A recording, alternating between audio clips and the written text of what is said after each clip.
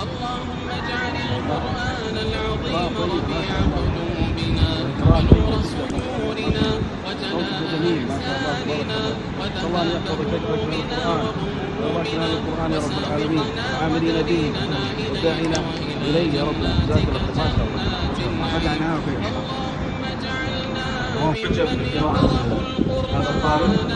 جميلة وصوته جميل، ونتنبأ له إن شاء الله الله سبحانه وتعالى من تثبيته إن شاء الله سيكون قارئ متميز ينفع الله به الإسلام والمسلمين. فأصيب التمسك بالقرآن والسير والمواصلة في هذا الطريق ليكون قارئا متميزا ينفع الله به الناس ويتبنى بالقرآن كما أوصى النبي صلى الله عليه وسلم عندما قال عليه الصلاة والسلام: حسنوا القرآن بأصواتكم، وفي رواية زينوا القرآن بأصواتكم. ويقول سبحانه وتعالى قبل ذلك: ورتل القرآن ترتيلا. وأنصح أيضا الجميع أن يسيروا على ما سار عليه، لأن إن شاء الله القراء يقرؤون القرآن ويتعلمون.